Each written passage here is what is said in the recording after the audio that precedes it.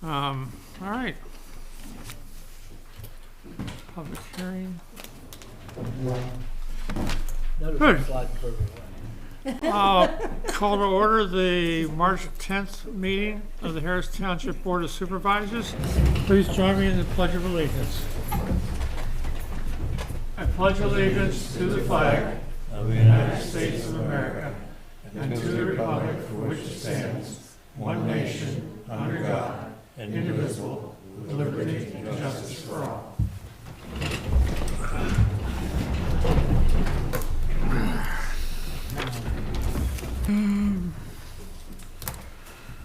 Okay, the first item up on our agenda is the approval of the minutes from the February 10th public meetings, public hearings, and the regular meeting. So moved, sir.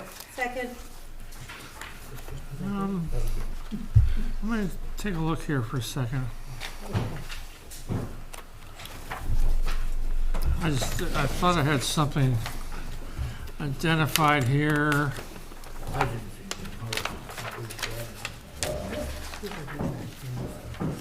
Commercial license.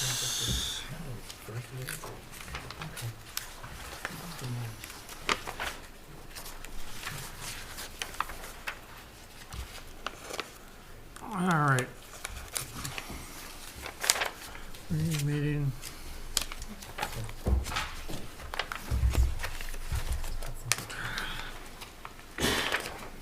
I should put little sticky notes on here so I can find things.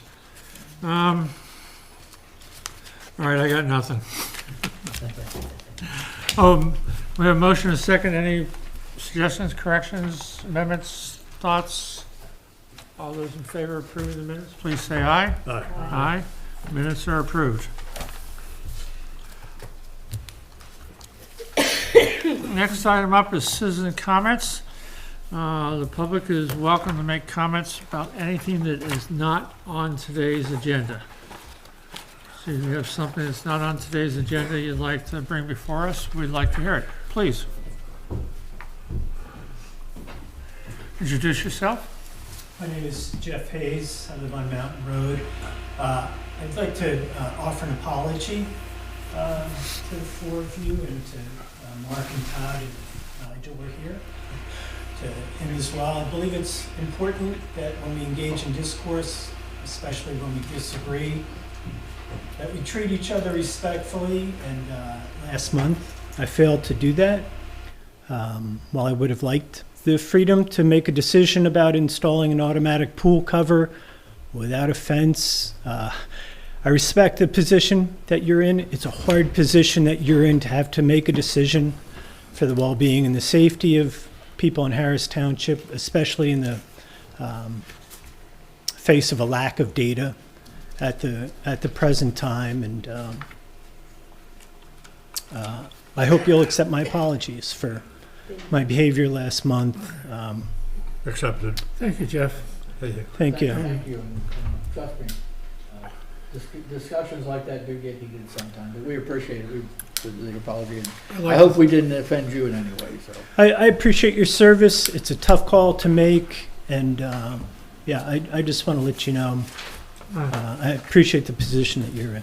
I'd like to think we can agreeably disagree. Yes, I hope so as Come back as well in again. the future. Thanks, Denny. Anybody else? Okay. Okay, is there anybody on the board who wants to put a new item on the agenda? Hearing nothing, we'll move on. Township business. We just had an executive session to discuss some legal and real estate acquisition matters. Just to let you know that we talked about it, no decisions were made, because we make decisions in public. But, you know, be aware that we did have these conversations, and at such time as we were making official decisions, it will be here in a forum where everybody can be involved. Okay, next up is the presentation of 2024 audit. We have Representative Lindsay here from Meyer Newsom. And go ahead and project your presentation here, Lindsay.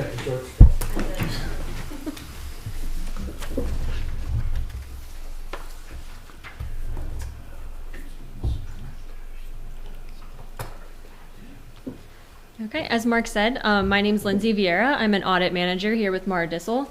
And I'm just going to go over a couple of the reports that we'll be issuing here. First was the DCED annual audit, the legal advertisement, which is just a very condensed version of your DCED audit, as well as the communication to those charged with governance.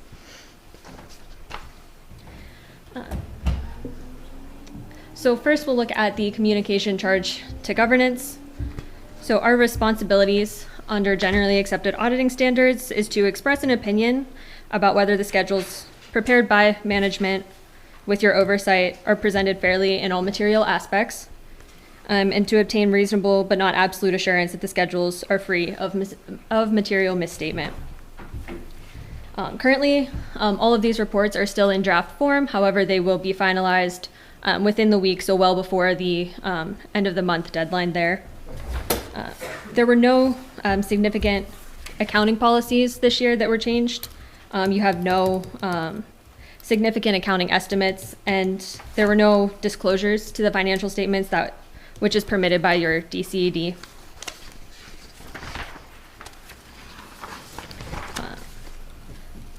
As per usual, we have no difficulties with management when we are performing the audit. Mark and his team have always been very helpful and prompt to get us all of our requested information to get this audit done timely. We had no uncorrected misstatements and no disagreements with management.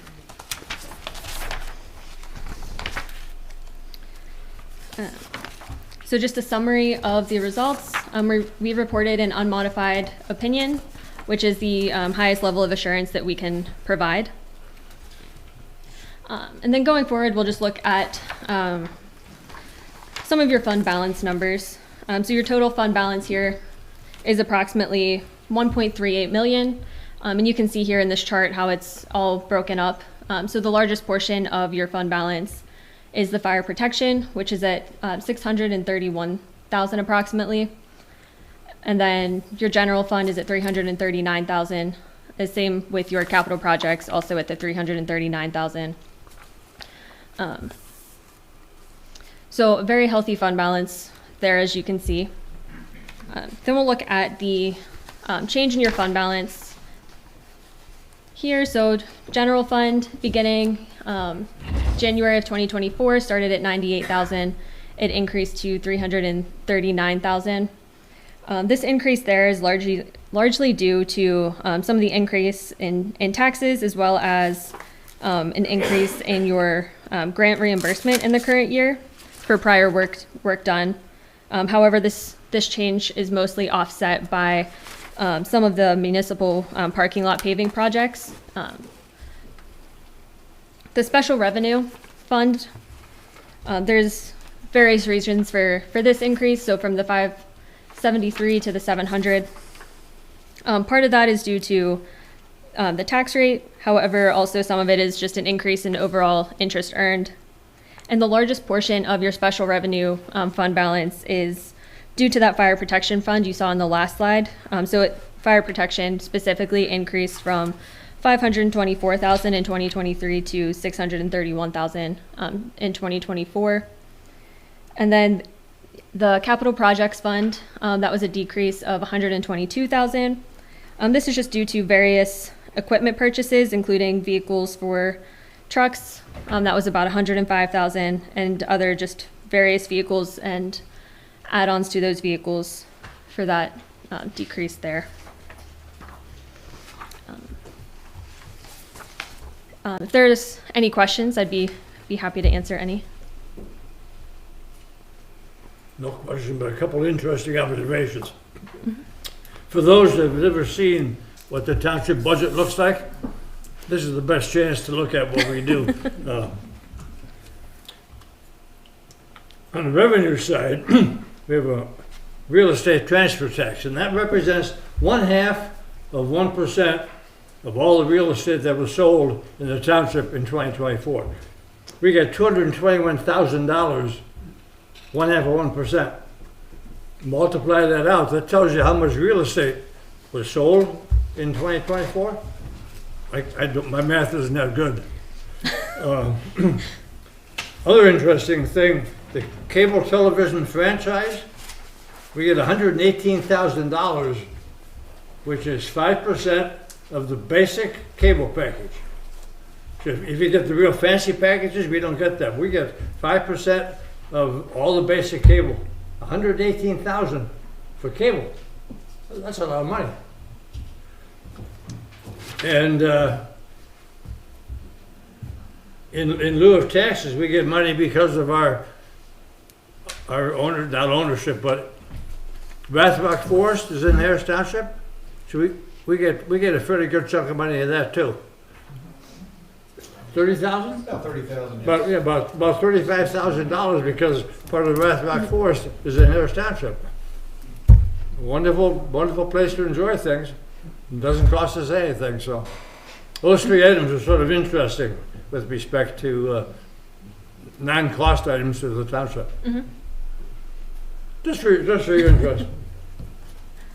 Frank? Yeah, just one thing, before everybody takes pitchforks and everything and heads to the fire hall, I believe that capital fire thing is because we did order a truck, I believe, that's coming in, and I think if you don't understand fire trucks, they take several years to get here, and when they get here, you gotta pay for them, so if you don't build it up, you don't get them, but I'm pretty sure we have a fire truck in the works somewhere along. I think we pay cash for it too. Yes, so, like I said, that fund might look good for a little bit, might even look good next year, but all of a sudden it'll go away. So, just so you don't take pitchforks and head to the fire company. So, Tracy, comments? Okay. I'll offer two. One is Denny's comments about the cable. We have to consider in the future that more and more people are moving away from cable to satellite and other offerings, and that's likely to decline as part of our income revenue sources. Question with the new cable company. Has there been an arrangement with them Yeah, the board to do the adopted, 5%? the board adopted a franchise agreement with Shentel back in 2023. So we have an agreement with them once they start selling packages. That'll happen after the package is Correct, installed. right. Because I know they're on the lines of now, so. Right. Okay. The other comment I had, I was reading on here in the draft, and it says, we've communicated such information in our conversation with the chairman of the Board of Supervisors about planning matters on February 6, 2025. Did I miss a meeting, or I'm just... I would have sent an email to the email address that was online. If that's not the correct one to send to you, I do apologize. Okay, I'm likely to forget things, but I don't recall that meeting. It doesn't sound like it was a meeting. No, it was an just an email that comes from myself. Okay. I can also forward that email along again if it might have gotten Sure, and you could lost. forward it to Mark, and you can send it to Mark, and he can forward it to me. Yeah, absolutely. Make sure it I can goes. Okay. get that Thank for you, you. thank you. Yeah, no problem. Sorry I was about reading that. I was like, I don't remember. No, I apologize for that. Okay. How long does it take you to do this? Like the actual Yeah, a audit. couple weeks?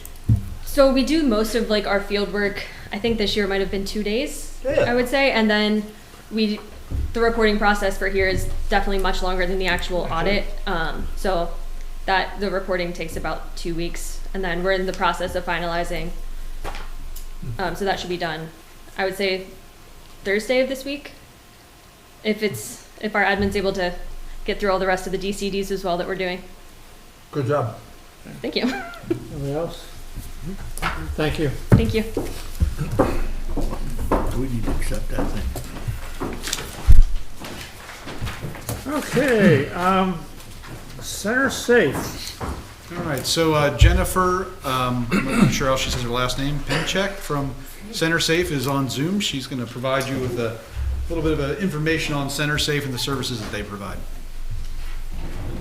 Hi everybody, it's great to be joining you online. My name is Jennifer Pensick and I'm the Executive Director of Center Safe. I was scheduled to be there in person, but my father-in-law turned 87 recently and he was looking for a visit. So we decided to go visit family, so I appreciate the easy transition to Zoom there. But I just wanted to take some time and just share a little bit more about Center Safe. So I'm doing this with offering to do this with a lot of the different townships, because people may be semi-familiar with Center Safe, but they might not entirely know everything that we do. And really, Center Safe has been around for the past 50 years. So people might remember us under our former name, which was the Center County Women's Resource Center. And we started in 1975, very much as a very small kind of one-room operation, very grassroots led. And it started with a group of women in particular, really seeing at that time a need for services for victims and survivors of things like domestic violence, sexual assault, and stalking. Now fast forward 5 decades, and Center Safe, which we changed our name in 2018, we now provide services to thousands of people every year across Center County. We have 3 physical locations, but we provide services all over the county. We support, I would say, at least 900 domestic violence survivors every year. And really that's just in 1 year and in 1 county, not to mention the 200 or so sexual assault survivors, and then probably another 200 or so individuals and families needing some form of emergency shelter throughout the year. In terms of the services that we provide, it's really any kind of service that you can imagine a victim or survivor really needing, and we try really hard to provide those. So whether it's emergency shelter and housing, and it's not just for women. We have men who stay in our shelter, we have individuals, we have single parents, but we provide emergency shelter. We have 2 emergency housing programs, and then we also provide things like counseling, advocacy services, and that ranges from accompanying people to the courthouse to being called out to the hospitals during sexual assault exams. We also do a lot of outreach and education. We provide free legal support. And then in Bellefonte, we have our Child's Access Center, and that's where we can provide safe custody exchanges and supervised visitations. So again, it's really trying to kind of be that safety net for people across Center County who either have gone through really traumatic experiences or are currently going through those things. And with this being our 50th anniversary, we really just wanted to highlight the work that Center Safe does in our communities, and then just help kind of thread connections for people, because a lot of these topics are not easy to talk about at all. But they're really important to kind of say out loud, and they're really important to acknowledge that this happens, that all of this happens in all of our communities, in all of our townships here in Center County. There's no area that is immune to this, unfortunately. But it's always important, though, to stress that there is help that's available to people. So I just wanted to take the time tonight to kind of highlight some of those services, and then see if there were any questions that I could answer for people. Are you a United Way agency? What's that? You receive funds from United Way? We do, yes. So the Center County United Way actually funds our volunteer program, and then also funds part of our Child's Access Center in Bellefonte. Jason, anything? Frank? We're good? Okay. Jennifer, thanks for all you're doing for our community. Thank you. Thank you. I appreciate it very much.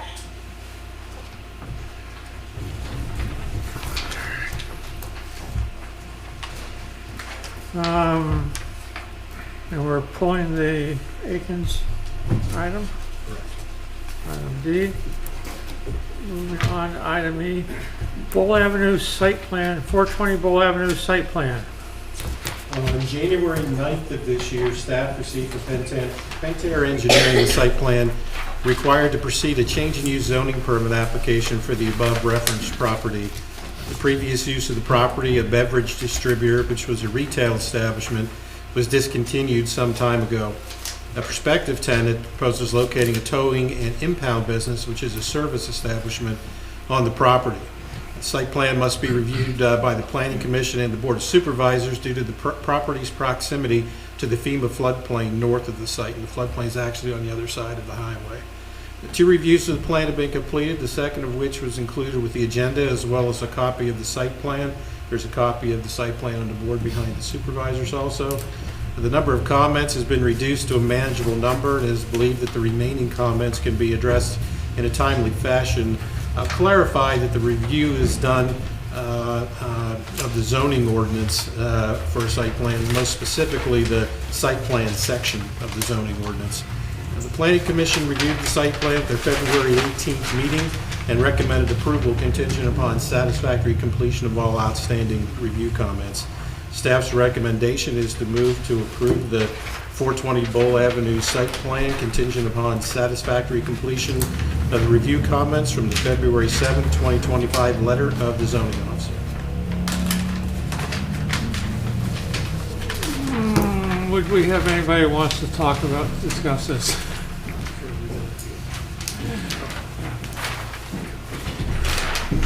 Good evening, I'm John Seth from Pentair Engineering. Here to pretty much answer any questions you had. It's a very simple plan. Todd's wrapped it up pretty well. We're not adding any pavement. It's all going to be stored vehicles, passenger vehicles on pavement, and there'll be a fence put up and there will be landscaping put in. And that's the extent of the project. No new lighting, no additional impervious coverage. Okay, well, it's, Point out the fence, will you, John? Where's that fence going, in the back? It is right there and comes along Oh, and okay. back through there. Okay. It's so short, Yeah, okay. that dash line there with the plan. yeah, why don't you take a seat right up there in front, because I think we're gonna have a few more comments and we might be asked to chime in. So please come on up to the microphone. Dorothy, yeah, please come up. I think we're gonna be at this for a while.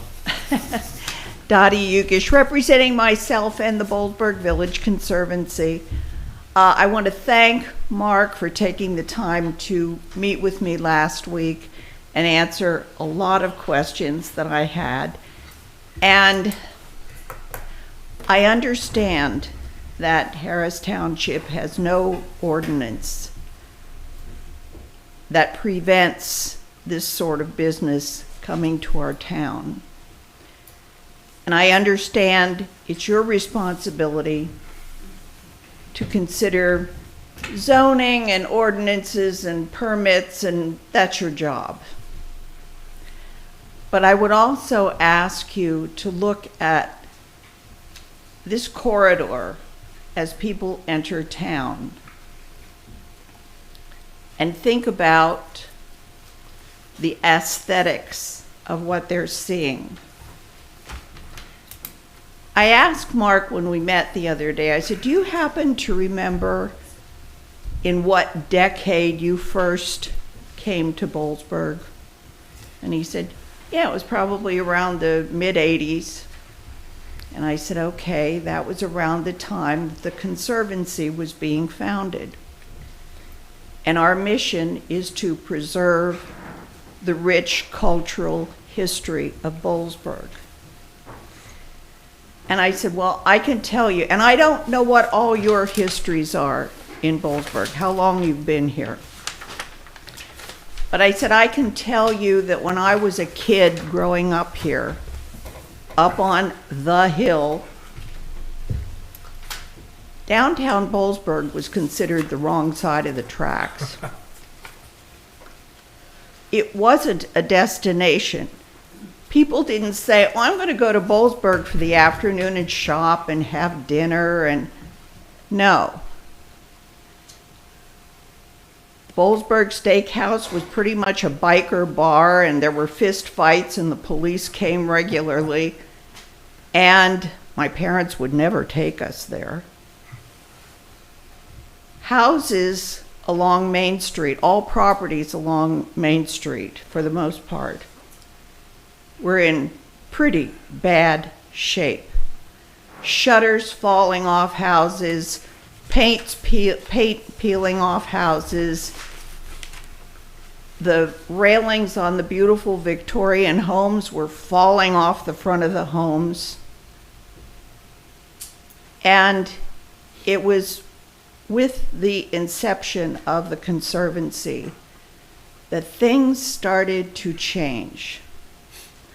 With Ruth Corder, my parents, the parents of other people in this room, worked very hard. And too many people have worked too hard over too many years to improve Boalsburg and make it what it is today. When I tell newcomers to town, or people who are a lot younger than I am, what I just told you, they find it very hard to believe. But Boalsburg is so pretty, they say. I'd rather come to Boalsburg than go to downtown State College. And I certainly understand that. So I'm just asking you, when considering such proposals,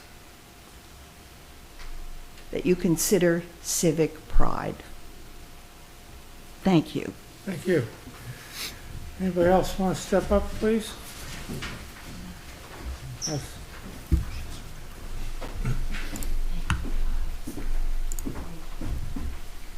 My name's Elizabeth Ritter. I'm a resident of Boalsburg. I live up on the hill in the house I grew up in. And I'm the president of the Boalsburg Village Conservancy. Dottie and I work together on that. But my comments tonight, I really have questions and not comments. They don't represent the Conservancy because the Conservancy has not voted to make any comments on this as yet. The questions that I have, and truly I don't have any answers, I just have questions that you might be able to help with. The Pennsylvania Department of Transportation website kind of directs you to a lot of questions, particularly to compliance with a couple, well, 4 Pennsylvania statutes: the Pennsylvania Clean Streams Act, the Pennsylvania Control of Junkyards and Automotive Dismantling and Recycling Act, the Protection of Groundwater Act, and the Used Oil and Recycling Act. I don't know if these acts have been considered, if you all have what you need to answer the questions that ensure that you all, and I'm sure you're much more aware of these than I am, but my question is, do you all have the answers to those questions that you need from? No, I do not. Okay. I have, Those have been my questions as well. okay, I have copies of my questions if you want them. Do you want those? Yeah, please. Yeah. We'll distribute them. Well, there may be one of those, Act 101, which is the recycling program? Is that Well, one of there's one that's Used Oil and Recycling Act, and that is kind of tangential. I'm not sure whether the activities that would be undertaken would implicate that act, but when I read through it, it seemed to be a possibility, and the website will direct you to a lot of these. I thought you mentioned Act 101, which is the State Recycling Act. Well, this is particularly That's a different one. this is used oil. Yeah. Yeah. Thank you very much. Let's take a break. Are you able to address those particular? I believe the township engineer had been asked about some of these questions, Todd. Well, the one member of our planning commission asked our township engineer if DEP had any regulations regarding stormwater or anything related for a use like this to be located as close to the stream as it's going to be. The township engineer indicated that if it's going to be the use that it is, the towing and impound business, DEP doesn't have any regulations. There's nothing that applies. If it was going to be a wrecking establishment, DEP would have some regulations. So that was asked and answered of the township engineer. We looked today at some of these things briefly in the paper that Elizabeth just gave you. they appear to apply to junkyard uses. And that's not the use that's proposed for this property. It's not allowed in the zoning district. So we're not sure that these really have any applicability to this particular. I would disagree, because I don't know what heap of crap is gonna be towed to this lot, and what heap of crap is gonna be leaking antifreeze, oil, or anything else for that matter. And I don't see us having any control over that heap of crap coming to that property and then leaking into our stream, or our this, or our that. And yeah, I have questions about that. May I say something else? Please. And get over here some. The definitions, and you're right that this is not a junkyard, this is an impoundment, but towing and impoundment, I think that's what it's been called. But in this act, section 451.2, the definition of an automotive dismantler and recycler is very, very broad and includes storing or keeping motor vehicles or motor parts or both. So again, I don't have the answers. I'm just raising questions. Is there a timeline on that word storing? Is it 30 days, 60 days, 90 days? No, sir. And again, one of the reasons it's implicated is because Route 322 is a federal aid. Route 322 is a route that receives federal aid. And so this act is implicated if the property is within 1,000 feet of such a highway. And I would add that the wrecking and salvage terminology it's clearly not, I don't think it's defined in our ordinance, but I looked it up in several online dictionaries. That does involve vehicle dismantling. And that's why we only allow it in the general industrial zoning district. The dismantling of vehicles is not permitted on this property. Any vehicles that have been damaged from an accident or whatnot that would be towed here would be brought inside the building. So they would not be stored outside. Still within the fence area? In the building itself. In the building? Yes. Are you, when you talk about that, are you talking about the existing personal storage building No, that's the there? one, no, the one in the front. Okay, where the beer not distributor the one was. the Logan had his old cars in? No, not that one. The one in the Okay, front. you're talking the big one, okay. Correct. I just have a question again about, I had a car, and it wasn't a particularly old car either. And it didn't like to hold its antifreeze. And every time I turned around, that antifreeze was all over the place. And I just question that being as close to the creek as it is. And like, I don't know how we can be guaranteed that there isn't some kind of pollutant leaking off of this property. And that's my big question about it. And how are we guaranteed that pollutant is going to stay on that property? That's the problem. That's the biggest problem I have with the whole thing, because we can't see, we can't guarantee, and if we decide to do that and something does happen, what recourse do we have?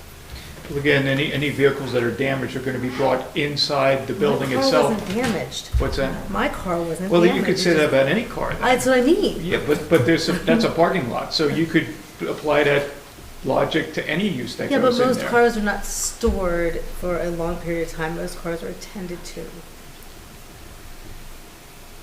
That's my only question and fear.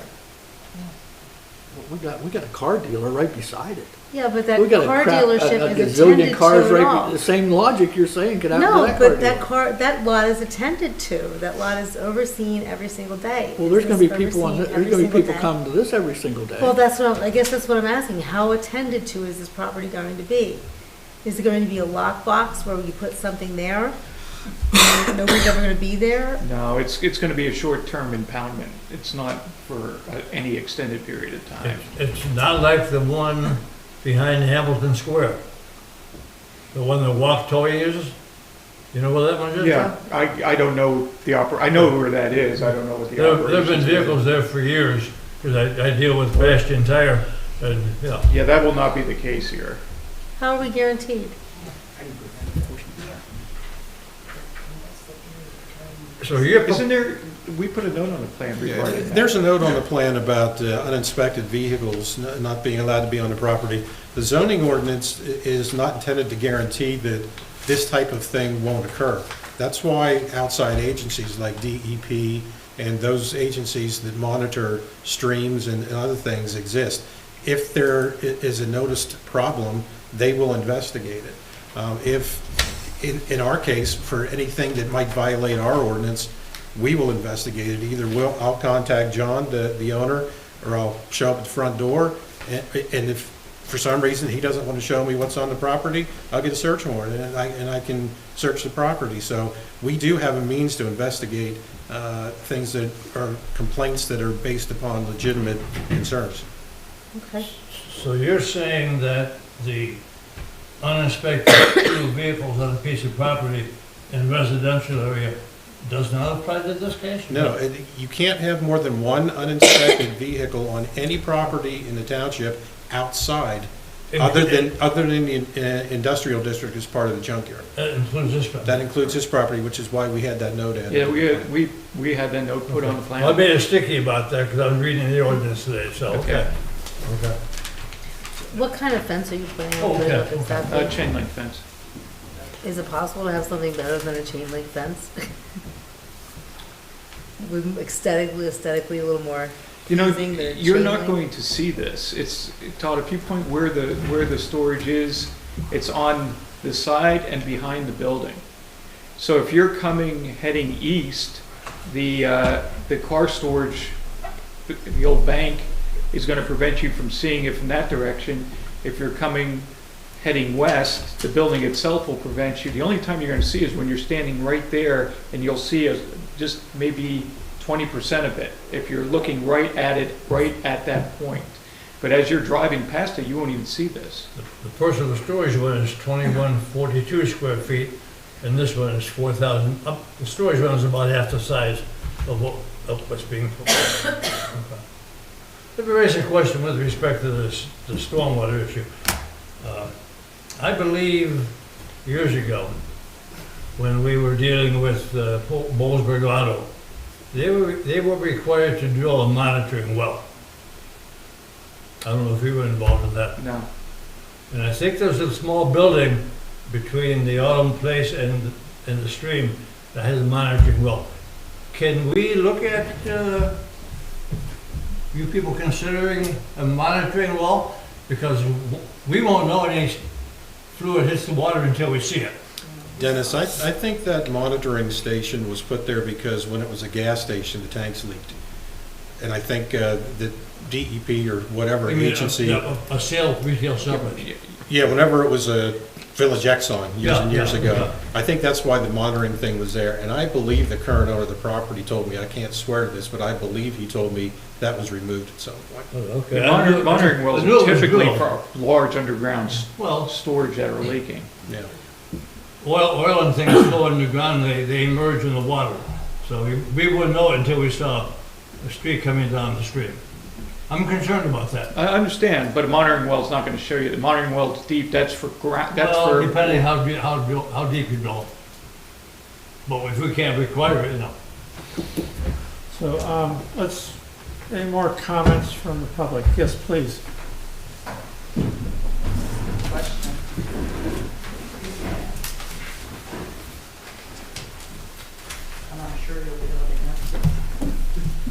My name is Christine Coleman, and I live in Springfield Commons.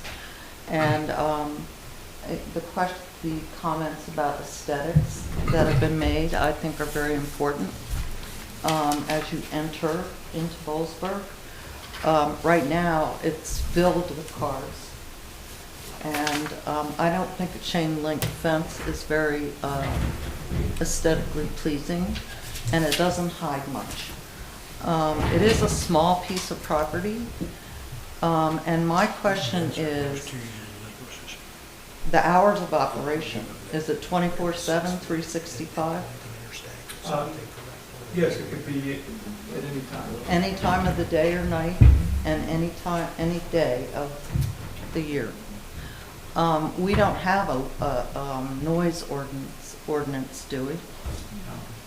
So that's something that I think might be of a concern.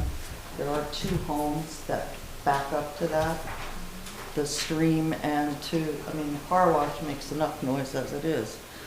And I can hear the car wash. So I'm concerned about noise and the hours of operation, 24/7, it could be any time. And aesthetically, it's not very pleasing. There's, behind Angelo's, there's a car thing going on there, I don't know what it is. Bollesburg Car Company has probably 50 to 75 cars parked in their lot. They have a lovely building, and it looks like they maintain it very nicely. But, and then there's whatever business is across the street, where the floodplain is. What is that, Jeff? Yeah. I mean, it's just aesthetically not a really nice view to come into this lovely historic village. So that's just my comments on that. Thank you. Thank you. Anybody else would like to address this topic? Please. Hi, my name is Jeff Stetson. I live in Springfield Commons as well. I sent you all an email. I hope you got it.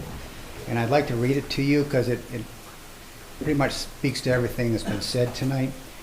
My wife and I own a property at 465 Homestead Lane in Springfield Commons. We recently received a copy of the site plan, for the proposed towing and impound business on lot 420 Bull Avenue. Towing and impound operations tend to be noisy, operating 24 hours a day, and end up being akin to junkyards. Not the kind of business we want right next to a nice residential neighborhood like Springfield Commons or down here in the village itself. Nor is it the view we want visitors to see when they enter Bollesburg from the east.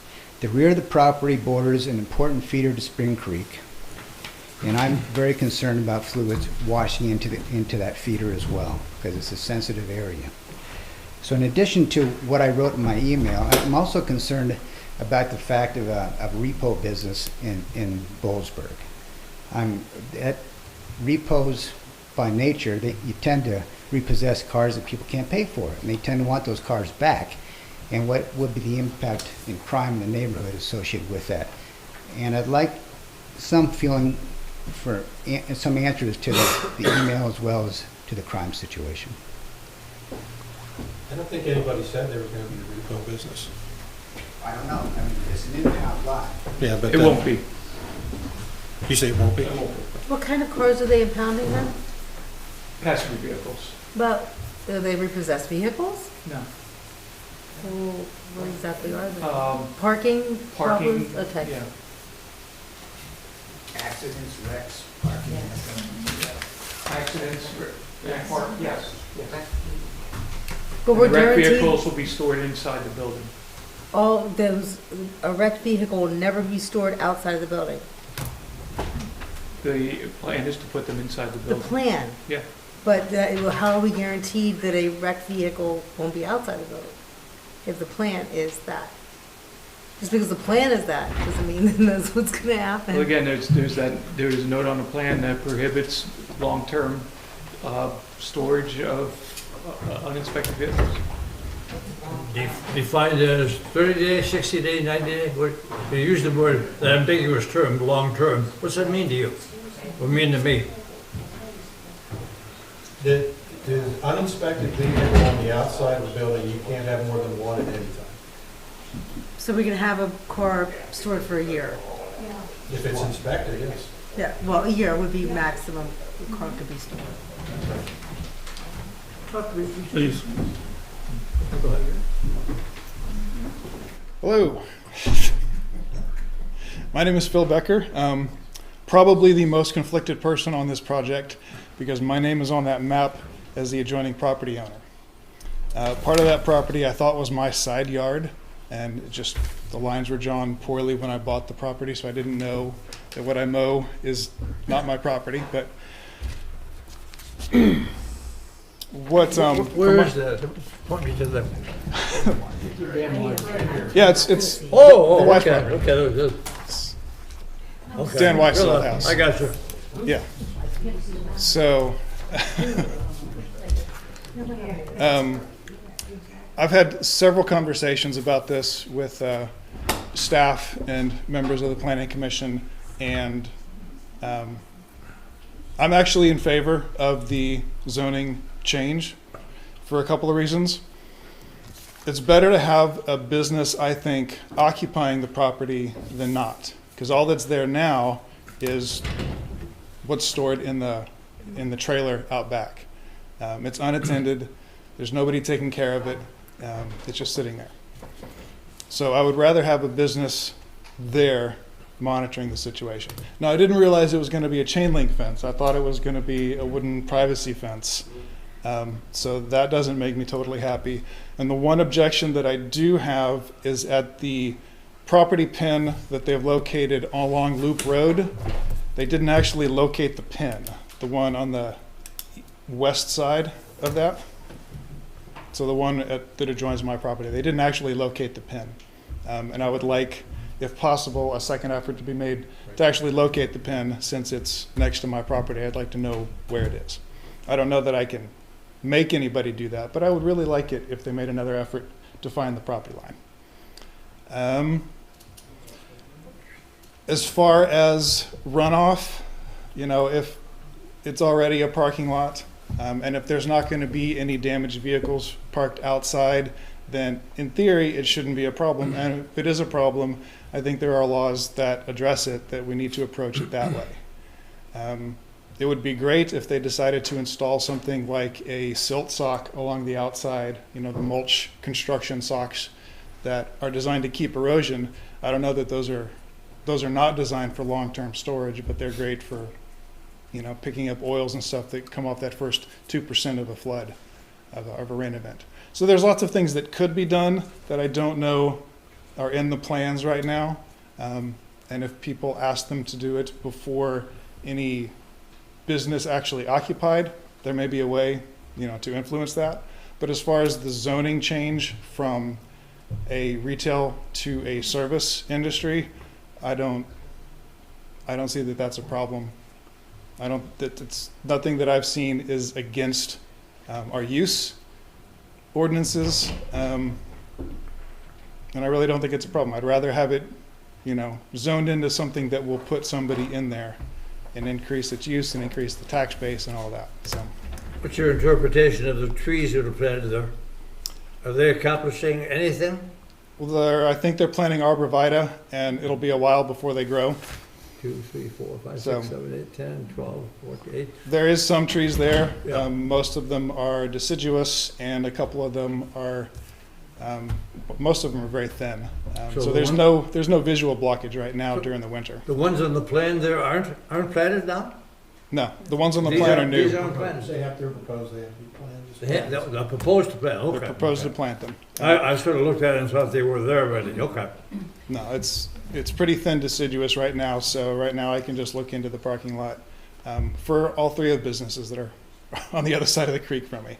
So I also did worry about the noise for a 24-hour business, but it's not going to be any noisier than the car wash or the bar that's across the street that lets out at 2 a.m. So, it's in my backyard, and I've gotten used to those noises over the last couple of years. I won't be happy if a tow truck sits there and idles at 3 o'clock in the morning, but with the price of diesel, I don't think they're going to just sit there and idle all night. So like I said, I am probably the most conflicted person in the room about this, because on the one hand, it's a tow truck and junkyard in my backyard, and on the other, there's nothing there right now. I think it would be better to be used and just sit empty, rather than just sit empty. How do you feel about the chain link fence? Has anybody asked if it could be something different than a chain link fence? If it were a wooden security fence, or I don't know that a wooden fence is more security. If it were a wooden privacy fence, that'd be great. If they put, the visual slats in the chain link fence, you know what I mean? The aluminum or nylon slats that can go through to make it into a privacy fence, that'd be great. But that's all. Is that a possibility? Is that a possibility to make it a little more private? Rather than just, that was my question, if that's his question as well, is that possible? I'm just speaking with my clients, and they would put the slats in the fence, in the That's all chain I link have. fence. Say Yes, they would. yes. Thank you. Okay. Just to, let me interject for a second. We're not talking about a zoning change. Correct. This is just a site plan for a use that's permitted by right. Right. It was required because of a floodplain within 100 feet of the Indeed, property. if we were to do a zoning change now, we'd be opening ourselves up to litigation Correct. because we'd be taking something from the people that purchased that property under the existing rules. So if we were to make a zoning change, we'd be opening up the township to litigation because we changed the rules and we took value away from that property. We're just to be clear on that. Is there anybody else that would like to comment, please?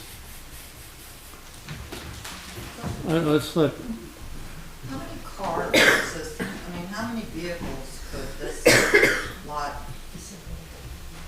The question was, how many vehicles How many vehicles are could you anticipated? actually keep there Question for John? at one time? You know, I mean, You, that was a I'm manager. visually challenged. So wide. 25. Okay. 25, please. 25, okay. In or out? Hi, my name is Doreen Deal, and my brother had a towing service in town. He does not anymore. I do know that having the chain link fence around it is almost a necessity because people would try to get cars out of his lot. So I think it is important that they do have a chain link fence, and I would think that having something besides to cover up that chain link fence for aesthetic purposes would be perfect. So I'm in favor of at least a chain link fence. And unfortunately, cars, when they're moved, sometimes leak. So that's my only comment. Thank you. Anybody else, please? Bruce, I have a few that I need to read that were Yes. emailed in, and we Yeah. also have some folks on Zoom that may also want to speak. So the first one here is from Steve Felon. It is, my wife and I live at 119 Sophie Court in Springfield Commons. We're currently out of town, but a neighbor alerted us to the meeting tonight to consider a permit for the above-mentioned operation. We want to voice that we are strongly opposed to the approval of this permit. We're at the bottom of Springfield Commons, and the only thing that separates us from the car wash on Bull Avenue is our neighborhood's detention basin on Loop Road. The addition of a 24-hour operation like this will add, or would add, noise at all hours of the day and night. Not to mention, it's not a good look at the entrance to Bollesburg Village. Please consider placing the business somewhere where the noise does not impact neighborhoods and where the unsightliness of such an operation is less noticeable. Thank you, Steve and Barbara Felon. And then we have one here from David Ginger. He wrote, Springfield Commons HOA would like to go on record that we oppose the site approval at 420 Bull Avenue in Bollesburg for the current proposal that you will be voting on tonight. The site could be noisy, and the fact that Harris Township does not have a noise ordinance is a major concern. The site will also most likely be an eyesore along Bull Avenue. We would appreciate that you take into consideration the community of Springfield Commons when making your decision tonight. And then online, Catherine Grigger offered, what will Harris Township gain by having this business? Can we not find a better use for it? Looking at other towns, charming places are being created for families to enjoy. Do we want to ruin Bollesburg the way State College has ruined their town? With the current federal administration, can we rely that DEP and the EPA will continue to protect us? And then I believe Rachel North also had her hand up on. Yes. Can you hear me? Yes. My name is Rachel North, and I am a resident of Bollesburg. I think it's been stated numerous times that the look of this is not going to benefit the community. There may be noise issues. The woman who stood up, whose family owned a towing business, mentioned people trying to get into the chain link fence to get their cars. Will this increase any potential for crime or disturbance in the neighborhood? And to that question, what benefits would this business bring to our community? Thank you. Is there anybody else that would like to address us on this topic? Please. One quick question. No, up to the microphone. You know the rules. Come on, Diane. This is not your first time. It's not my first rodeo, you got it. Okay. Diane Farr. All right, I'm sitting with some people. They're confused by the map, okay? They don't know where the orientation is, where 322 is. And could you show them, please? There's Bull Avenue, 322 there. At the There's very Loop- top. There's Loop Road. Okay. And our stream comes down, there. Okay. Where is the proposed chain link fence with the wood slats? There's no proposed wood slat fence. It's Well- all chain link. Okay, chain link, I'll settle for that. Now, is that all the way around the property? No. Doreen is 100% right. John Tennis had a chain link fence completely around his property and had to buzz you in and out because students and other people who had their car impounded wanted their car back, and they didn't want to do it the right way. So I agree with her. Thank you for bringing that issue up.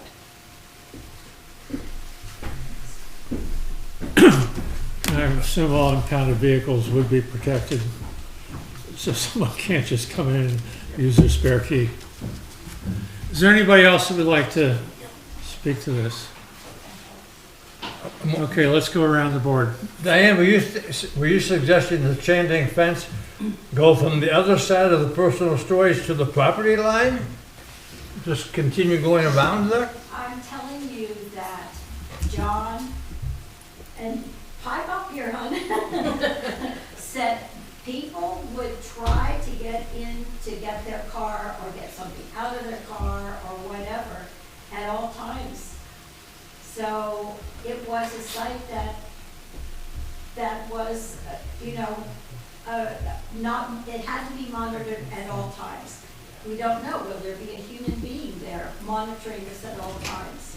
If the chain link fence doesn't encase all the vehicles, because that's what John had. That's what we've just been told it will be. They will all be secured. All inside? Inside the fence. Inside the fence of the building. But is the fence completely around it? It doesn't, it just needs to be around the cars. Right. Okay, It doesn't need to be around the perimeter of the property. It needs to be around where the cars are stored. okay. And we've heard that the cars will be stored.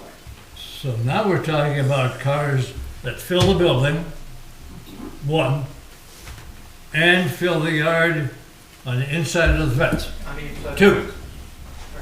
Okay. You've cast different directions now, John. You gotta wait. Tracy? I mean, I don't have any more questions, as long as kind of the aesthetics are answered. I mean, I don't have any more questions than what I've asked. Frank? Okay, sure. The one thing I want to bring up here, and we kind of get into this all the time when it comes to stuff like this, and aesthetics, that's a, it's everybody's opinion on aesthetics, what's good, what's bad. But that being said, I don't think a lot of people understand the zoning and how it works. We have the authority, whatever you want to call it, to make the zoning rules, make the ordinances, but they are literally enforced from state law. We make them and they follow ours, but state law can come in and do it. If you don't believe that, remember Toll Brothers and how much money was spent to adjudicate that whole thing, and at the end of the day they lost because they followed their ordinances, they followed their zoning, they did everything the way they were supposed to do. And if they do that, we're obligated to approve it. Now, I also know cars. So if there's a wrecked car out on the highway, okay, and you pick it up and tow it, and you probably know this, Doreen, 90% of the fluids are going to be on the road till it gets back to wherever it's going. Because if you hit a radiator and blow it up, it's gonna be right there at the crash site, and by the time you get it back to the garage, there's not gonna be any antifreeze or anything left in it when you put it in the junkyard or impound or wherever you're gonna put it. So the fluids don't bother me nearly as much as the idea of noise and that. But that being said, yes, we don't have a noise ordinance, but we do have, you can report disturbance of the peace to the State College Police. And I believe last year, if I remember the police report, we only get a couple, if any, throughout the year. We get a report on how many disturbing the pieces we get in Harris Township, and it's not too many. So, like I said, I'm not sure that we want to stay out of your life as much as we can. So, from my standpoint, I kind of have to agree that I'd rather have something in there that people are going to be there every day. Right now, we got a property that anybody, a vagrant could drive around the back of the building with an old car and sit there and live in it, and we wouldn't know it till somebody went around and saw them. So I'd sooner have somebody own the property and get it going. So from my standpoint, I really don't see anything, and I sympathize with everybody. I don't see anything I can say no here. There's no power I have in my realm as a supervisor that says I can say no to this without going to court. And I don't want to go to court. And I don't think the township wants to write the checks for attorneys' fees and solicitors. So from my standpoint, I have no problem with this. Well, let me start off with that last point. And when we have meetings and we discuss zoning changes and zoning in districts and stuff like that, it is important that the public gets involved at that time.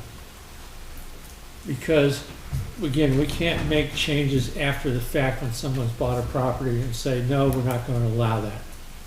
So please participate as we come forward with these ideas, as we change our zoning, as we modify our zoning, as we look at our zoning districts. That is the time to get out in front and get involved. Okay? Go ahead. Sorry, just a quick point of clarification. The property didn't change hands. The same owner still owns the property. It's just leasing to a new organization. Okay. So it wasn't sold at this point. So make sure there's no misunderstanding. But it is a legal change of use, which is in our. But it fits our. Okay. I think we all agree that aesthetics are valuable. I've heard some concerns about runoff into the creek and something like I don't know what they call it, the bales that go around, not expensive, it might ease some people's concerns. Basically, and you've worked with us a lot of times, let's be good neighbors.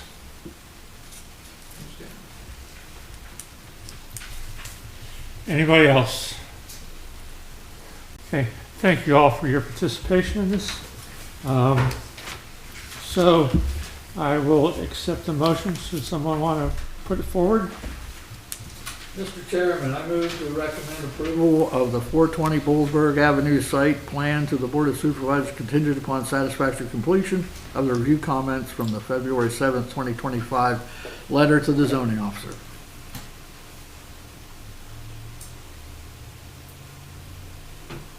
I'll second it. Okay, further discussion amongst the board. All those in favor, please say aye. Aye. Opposed, no. Motion passes. Thank you, everybody. Appreciate it.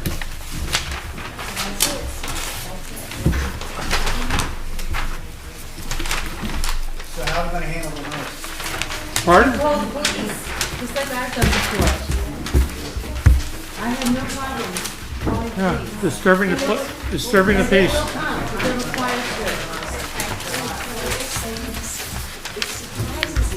It's a prime piece of real estate. There isn't a retail operation would like that piece of property. Wouldn't that be nice if there were? Yeah. There isn't. So you've been trying to market it. No, it's not ours. It's not ours. We don't market it. The gentleman that owns it has been working with this gentleman that wants to start his business. We can't do There's anything. nothing that we can do. There's nothing, our hands are tied. The people that don't. See, to me, I'm saying that's a beautiful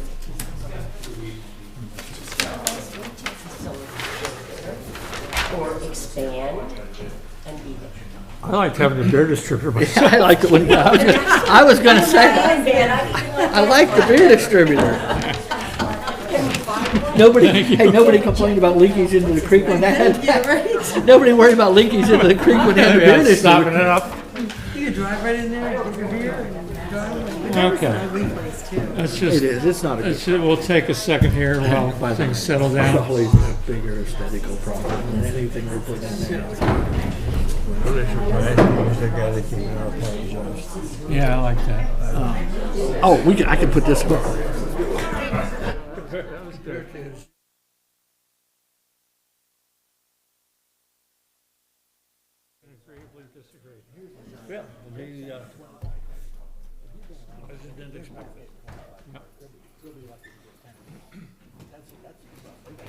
Okay. Next up on our agenda is Resolution 25-06, application for a C2P2 grant for Tussey Pond Park. What is C2P2? I did find it in here. I didn't just stick it with you. I did give you actually what that stands for. It's Community Conservation Partnerships Program. It's in the second paragraph. Yeah. So what this is a different grant we're applying for those piers at Tussey Pond Park. Last year we applied for a different grant with DCED, and we did not receive that award. So this grant, I recently met with the DCNR coordinator. They said they felt like this would be a good candidate for the program. The applications are due by early April, and I'm attempting to try to get all the necessary documentation together before that deadline. This grant does require a 50% match, and if awarded, the funds need to be expended within 3 years. So that's a little more of a match than what we had under the previous grant we had applied for. The estimated construction costs for the piers and the pathways are just under $99,000. Special projects funding would need to be allocated for this project in a future budget year if the grant was awarded. And we also intend to look at some other grant opportunities as well, just to see if we can't get additional funds for this project. Can we use another grant as a match? We could potentially use some staff, like any township labor that goes into it. As a match. I am not clear if we can use other grant funding as a match. I would have to ask about that. Does the match have to be made in 1 year, or can it be made over a 3-year period? Well, it can be made over a 3-year period. We could do. So 16, 17,000 a year. This is a reimbursement type of a grant, so we would have to have the outlay of the funds, and then we would get the money back. So we essentially would be getting back whatever we spent minus the match requirement. How do they know that it's another grant matching it? How would they know that? Well, Do they care? Honesty would make me want to make sure I'm not misusing funds, but Do they care? no, they do care in some cases. I would have to check in this particular circumstance if we're restricted from using a grant fund. That's not to say we couldn't get other financial assistance, like if the church was willing to give some funding to help out with that, that might help us out. That's what my question was. I thought the churches said they would commit to helping. They did. They never gave a dollar amount, so I'm not sure how much they might be willing to help. Foundation. Sure, and that's the thing. We can look to see if there's other partners that would be willing to partner with us on this. I just don't know if we could get like a DCED grant and they'd say, yeah, go ahead and use that to pay a different state project. The first thing we gotta do is approve this to get it started, correct? Correct. Talk to Clearwater again. See, that's what you gotta do. All right. I'll move the motion to approve Resolution 2506, authorizing the submission of a Community Conservation Partnership Program grant application. Second that one. She got me here, Vic. She got me here later. Further discussion? All those in favor, please say aye. Aye. Opposed, no. Motion passes. Next up is Memorial Day street closings. Is there anything changes? I just wanna know if there's any changes. Nothing has changed. Okay, then I'm good to go. Uh-oh, she's coming, there's one, what are we changing? I thought we were good. You got Lucy and Ethel here. Okay. First of all, thank you, because I'm the one who wrote the Memorial Day Committee. I wanted to thank Todd personally. And this is all great. But Lucy and Ethel at 5:30 in the morning every Memorial Day. We're out here trying to deal with people who don't know where to go for handicap parking, and you all have kindly allowed us to use this, but thank you very much for that. But we don't have the appropriate signage either out on 322 or coming down here on Loop Road, so you have us going like this and telling people, no, you have to go over here. We have plenty of vendor parking now at the Lutheran Church. Miller Electric and Colonial have very kindly allowed us to do vendor parking there, but this lot is not clearly marked for handicap, and the road isn't marked for handicap. So our question is, not that it's not funny to watch us that on Memorial Day morning doing that. Do you want us as the Memorial Day committee to make signs, or we don't know what we're allowed to do, or do you? What should we do about that? Because the handicap thing is, trust us, it's a problem. Yeah, I had a person who never did make it to the event last year and called me and was really upset that they couldn't find handicap parking. And we did put it out along 322, but I don't think our signs were maybe big enough. We made them and they were. Well, we had Colonial Press make them, and I don't think they were big enough. But then we also bought some other bigger signs. But I think our signage is not the greatest. So if you have any suggestions or any, Make it like almost like a political sign, kind of. Like a sandwich board thing. Well, no, I mean, like, make it the size of a political sign. You're Is that what it was? But we don't know what Right. PennDOT, because the signs would need to be out on 322, so we don't really know what we're allowed to do and what should be done.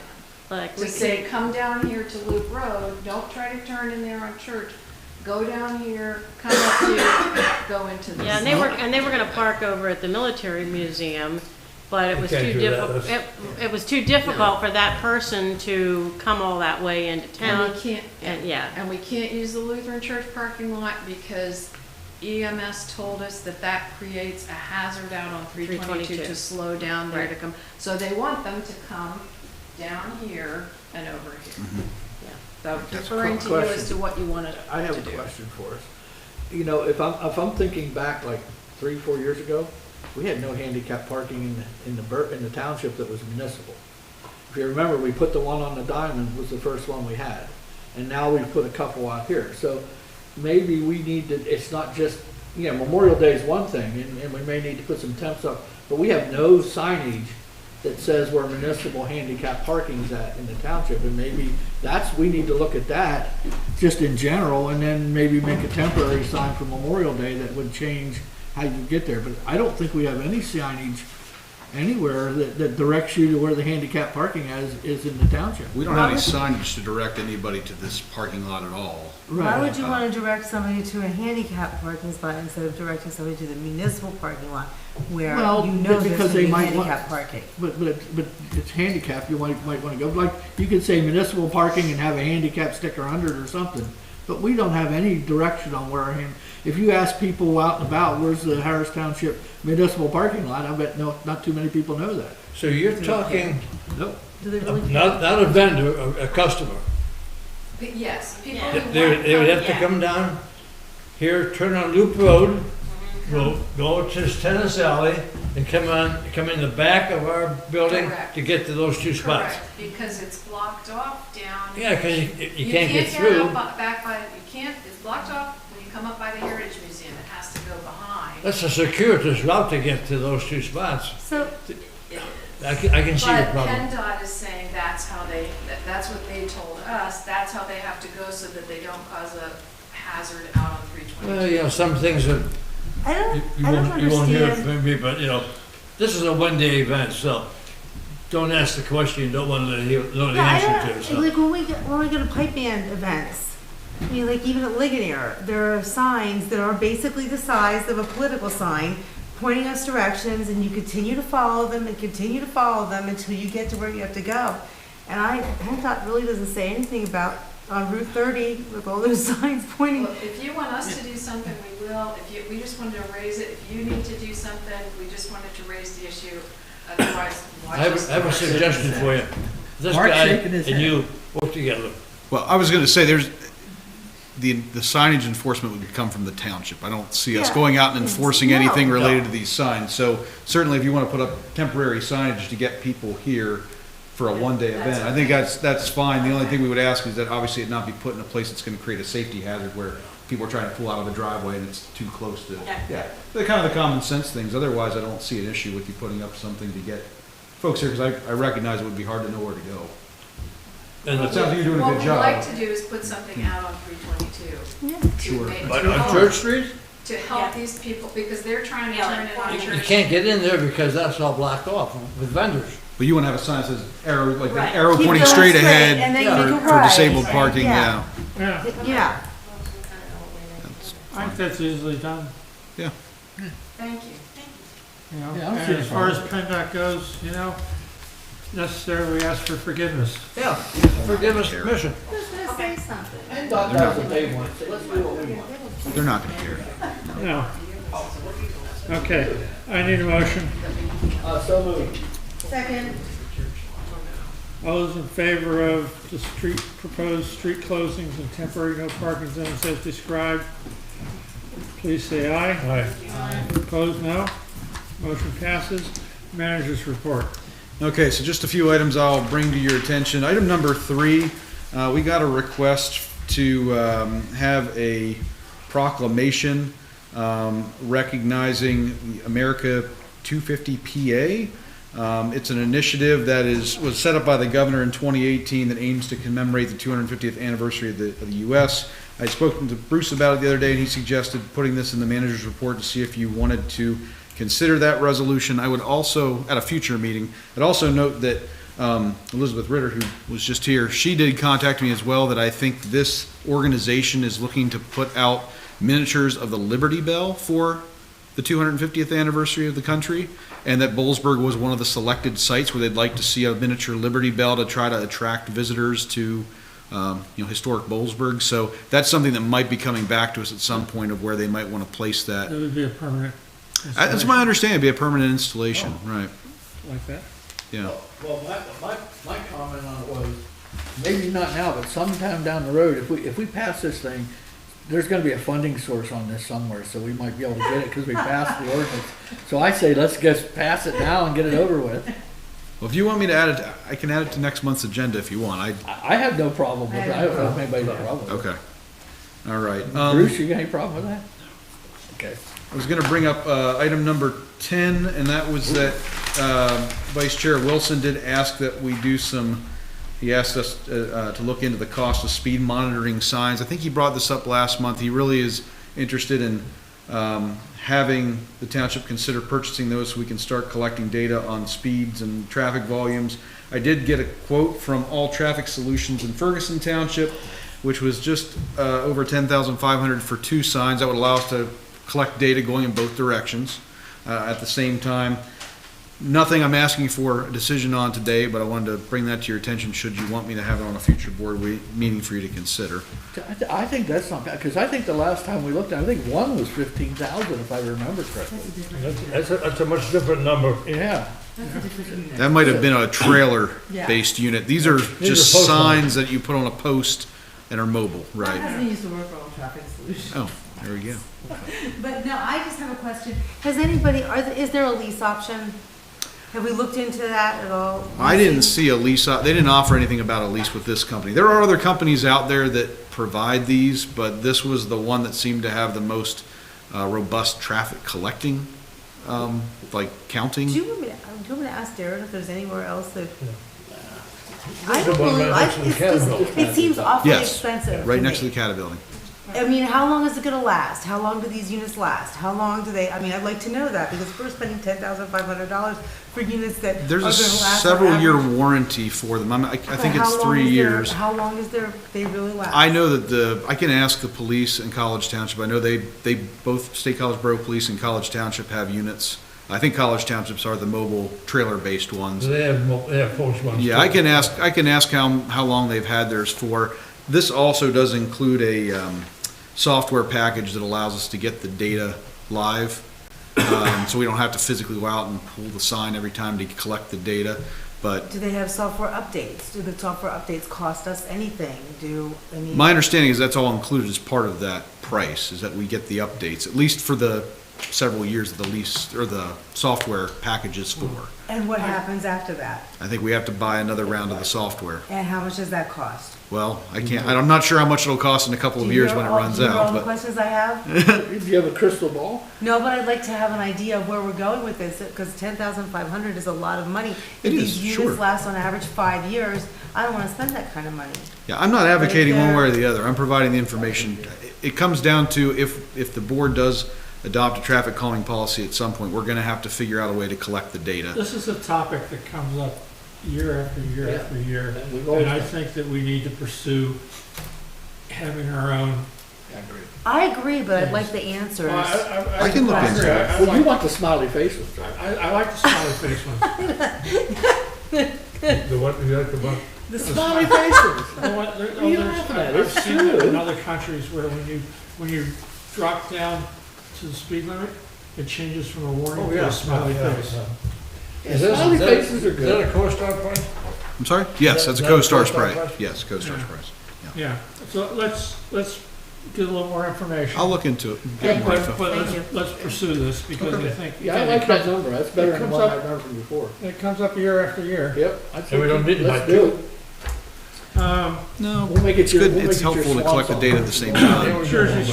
Jersey Shore's been purchased by Northwest Bank. Correct. Is Northwest a state bank or a federal bank?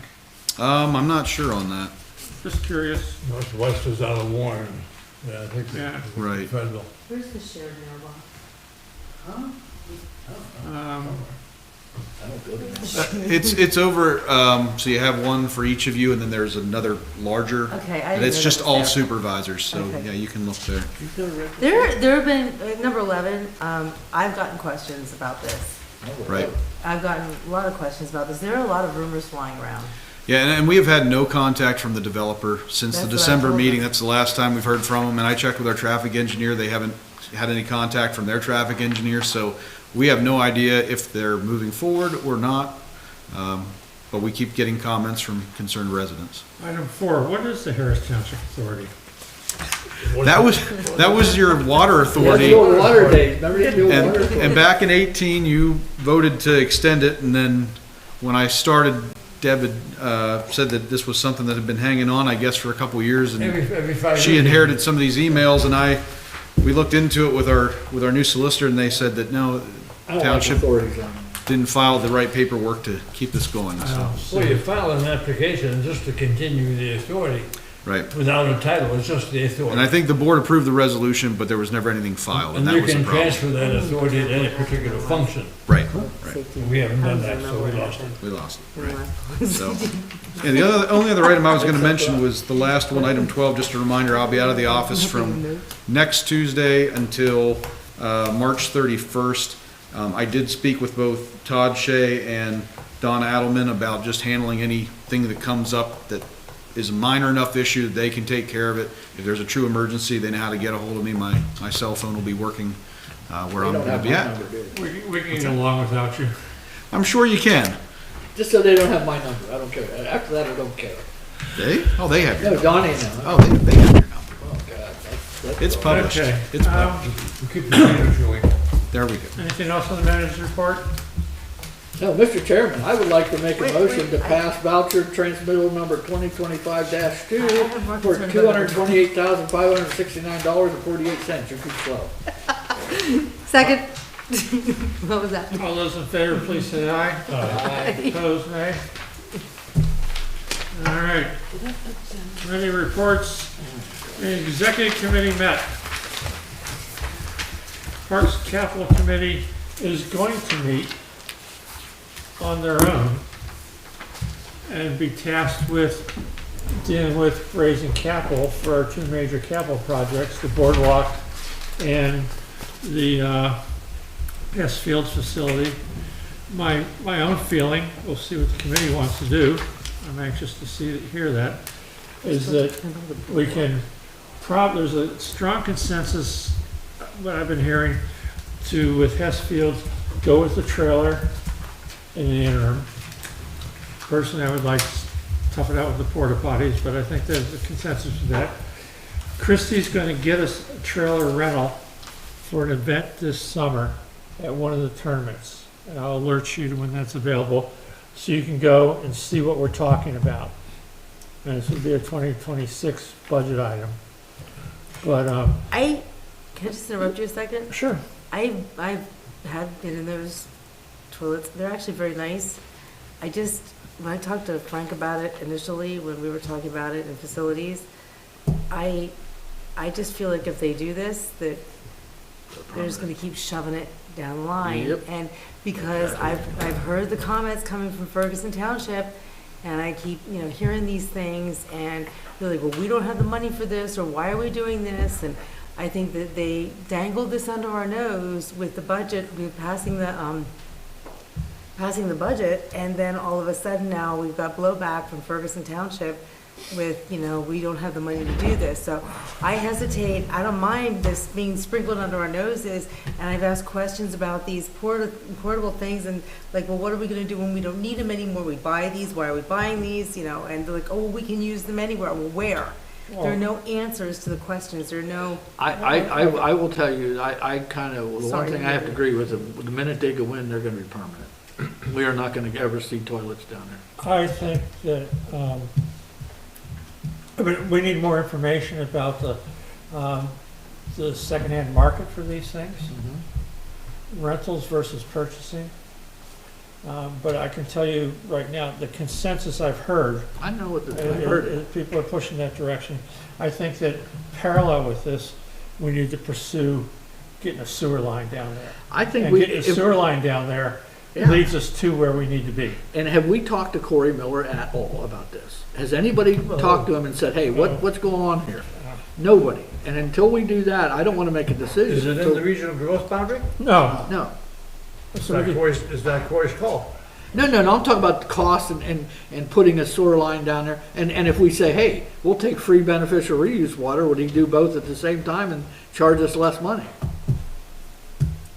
I think nobody's had that conversation. Yeah, no, I think this is an ongoing thing.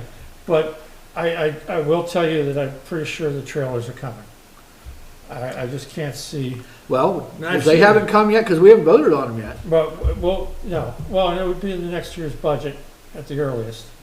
But I do think that pursuing the sewer is leading into where we need to be. I think so too. I said at the finance committee on this, I said we've been doing job Johnnies now for how many years? Let's just keep doing them and do it right and quit this temporary stuff. Why do we need the trailers? There's another agenda there. I don't know what it is, but there's another agenda on these trailers. Maybe they'll put them there for a year. They have an idea where they want them somewhere else. And so I would say, why tag the price of those trailers onto the project at Hess? Because that's what's going to happen. It's just going to make that project that much more in money. I think we're going to kick that can down the road for a few more years. I don't. Let me jump to the other one. The Millbrook Marsh. The consultants came up with price tags of like, I don't know, thousands, tens of thousands of dollars. Boardwalk. No, not tens of thousands of dollars, hundreds of thousands of dollars. Yeah, the boardwalk. Oh, They were looking at 3,000 to 9,000, 300,000 to 900,000. Or I'm sorry, let me start over again. Several million. I was going to say it's going to if it goes Several down. million. And of course, consultants get these people that draw up these plans charged by the value of the project. There you go. That they do. And they had something elaborate, and it included what we have. It included some additional sections they wanted to put in, some connecting trails and stuff like that. And to my own mind, the priority should be, let's replace what we have now. And let's look, and I think this is a project that we could probably get funding from DEP, DCNR, Clearwater, the school district. Yep. Penn State would probably throw a couple No, bucks. Penn State's not going to throw anything. Yeah, they probably should. Anyway, But, yeah, I agree with you. But they give us $1 a year lease, so that's pretty good. But I think that that's gonna be one that we can kind of fast track and not put additional burdens on our tax base to do Okay, it. I will tell you this about that boardwalk. Okay, if you want to get serious about putting that boardwalk in and getting a price on it, until you have a final drawing of what you're putting in, what actual piers are going in, how many things are, what you're, till you get a blueprint on it, then you take that blueprint and you have several companies you can give it to that will come back and say, here's how much the material is. Yeah. And you can bring the cost of, like, for example, those exotic woods. When you put them down, they are hard, and you have to use diamond tip drill blades and saws, and you'll go through them like they're candy, okay? And you got to drill a hole in every one of those to screw them down. Now, if you spend a couple more dollars on the boards, they'll put a groove in the side where you put a biscuit in and put a screw in, and you're done. And you'll take the amount of labor from, you'll reduce it by at least three or four times of what it would do, and it'll go up half the time. So if you can get somebody to get that drawing and you send it out and get companies to what we call value engineer it, then you'll get a real number, and that number cannot be, it can be a lot lower than what they're proposing. All right, at this stage, I'm talking about prioritizing Yeah, I and understand. phasing, Mhm. and not doing this elaborate thing that was proposed, but rather replace it, because it really is a gem. It's an excellent educational tool. It really is a gem, but let's get it back. Let's get back what we had before we talk about doing more. You know, because what we had was pretty damn good. And that's, I think that's what you're gonna fight, because we have a tendency in this region, and in Parks and Rec facility, we saw it when I was on facilities, everybody wants Cadillacs. Nobody cares about a Chevy.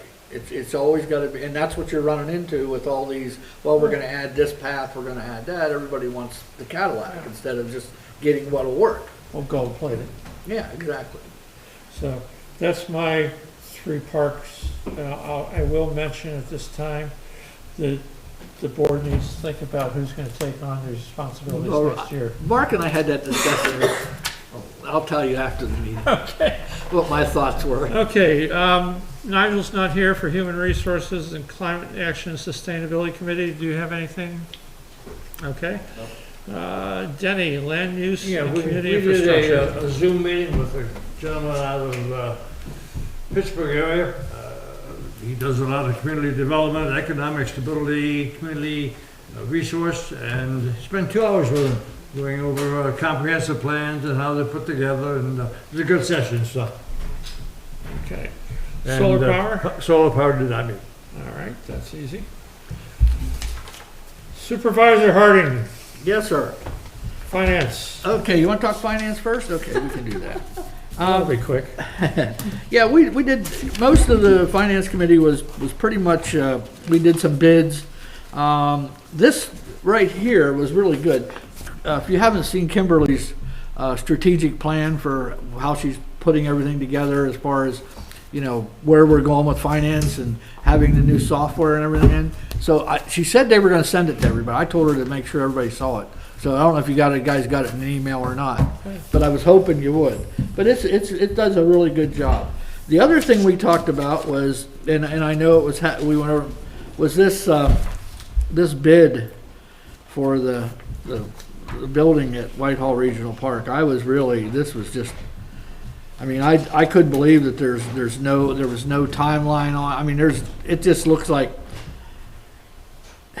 I said the old Yogi Berra thing, deja vu. It's just like 500,000. Yeah, we're just going right back to where we were. And I got thinking about that. Paul Rittenhouse, you all know Paul. A couple of years ago, I was thinking it was last summer before, whatever. He had me go up there, and I put that wraparound porch on his house, and the 3-bay garage he put in the back with a full living space above it. Okay, so that's not like it's just a basic garage here or a concession stand. It was with the garage doors were all those nice ones that come down and stop real quick. That whole project for the wraparound porch and that garage and everything that was done with it was $150,000. Now, all I did was take the quote, find a contractor, and did the intermediate work, then they got her done. And I didn't even tell the guy, you gotta start here and finish. I said, look, if you can finish it in this construction season, if you wanna work on it when you have time in between, and we got it all done. So my question is, that's why I questioned that comment. That was all I did there, but that was that one. Is that it? What was the other? What's next? What And the other part of that was the 43,000 with yes, with Fernsler. If you all remember the quote Fernsler bought us for our facility down there with the 18-inch thick walls and everything? Remember that one? It was like $6 million.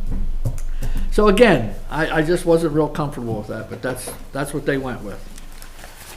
So I think we passed it in general forum, so I just wasn't real pleased with that whole situation. We got you there. Finance. Oh, the connector. We had an updated MPO on it. Basically, the only thing we're probably going to see here in the next, maybe this summer, is if you remember last fall, we had the comment. Everybody made comments on the 3 existing lines that they were looking at that they sent to the NEPA. All the comments are going to be upgraded onto that, so we'll probably see that this summer. But it's really not till 26 is probably when we'll have the next real big milestone, was whenever environmental protection, everybody comes back and gives us their reports back. So that's when that'll be. So I'm not going to say a whole lot on that. MPO. Now, how did you guys like this when I sent you this from our MPO meeting? I didn't get, you sent me something that never came through. Really? Didn't you guys ever get this? It never came through. Oh, this is what we did at our MPO. This is a summary. We get this, and I was sending it out to you because every month I get this summary of our meeting. You're sending it monthly? I sent this to all of you, I thought. I'll resend I didn't get it. I'll resend it again. But basically, we did some money changing, moving around. We did some tip stuff. We have some workshop. Oh gosh, I got stuck on a new. Part of this grant process we do. We have, if you remember when we did the budget, we had some money in there for consultants, and they all looked at me at the MPO and they went, because if the consultant, whatever we agree to on a consultant, has to go to finance, executive committee, and general forum to get approved before it can be spent. So whenever they were talking about it, they looked and they said, "Hey Frank, aren't you on finance committee?" And I said, "Yes." They said, "You're our guy," so I'm on that committee. I think we meet on the 19th or 20th. So anyway, but that's all going long range trip. Everything's pretty much going well, and I'll send this out. I thought I gave this to everybody. I thought everybody should have had this. But we get these upgrades now, and I'll just send them out because it tells you everything we did. All right, anything else? I'm done. 2 on this, 1 on that. You better start watching. You're up next. Facilities. We did meet, and we went through basically kind of like a guideline, the same as I guess you did, about how things are going to be evaluated and handled, and how we're going to handle things coming in the future. And I think they did a pretty good job. I had a couple comments about it, and I can't remember. I had flu, so I was at home, and so there was one comment I made about not even the useful life, or something to that effect, the useful life of assets. They had 5 years, and I said, well, that's not exactly what it's supposed to be. But other than that, I mean, it looked okay to me. Public safety, I don't remember anything to note. Like I said, I've been quite sick, so. But there was nothing really to note, and we meet again tomorrow. Yeah, I think that you and Frank, the facilities and finance, maybe need to have a little conversation about such things as the field, the pavilion, and kind of, I mean, I can tell you right now, the authority's all in favor of it.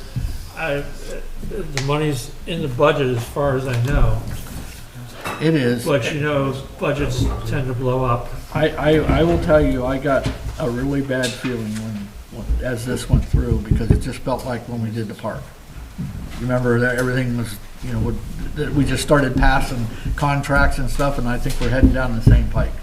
I told them at the thing that be careful, they're not going to get any more money out of us, so we'll see how that goes. I just don't understand why it's so difficult to stay on budget. I really don't.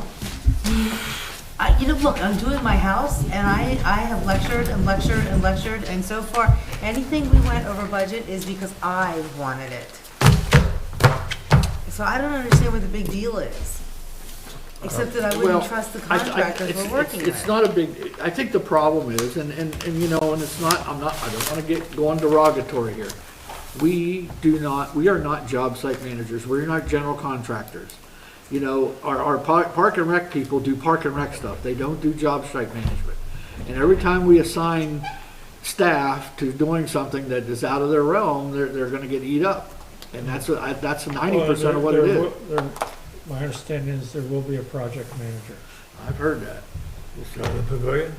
Well, that's what facilities was talking about too, is that too many people are thrown into Yeah, I heard that, positions. but I also heard it was going to be our facilities guy, which, No. again, that's That's what I not what heard. facilities said. Okay, well, Facilities that's said. what they said in finance. No. Because they said that with a lot of these projects, you need somebody who absolutely knows what they're doing. And my question then was, okay, you have somebody who is overseeing this project, who's overseeing this person? How many times is this person reporting to you? How often do we feel we need reported to? So I ask a lot of questions. See, it's all coming back now. I ask a lot of questions about this because I felt that it was important to understand the process and the chain of command and how we were handling things, because I do think that for some reason, I don't know, like I said, maybe I'm just a monster when it comes to making sure I stay on budget, but I'm not gonna put up with much with my own personal stuff, so I don't understand why everybody's putting up with so much stuff here. You guys keep on it. Okay. I make a motion, we adjourn. Second. We're adjourned. We're good.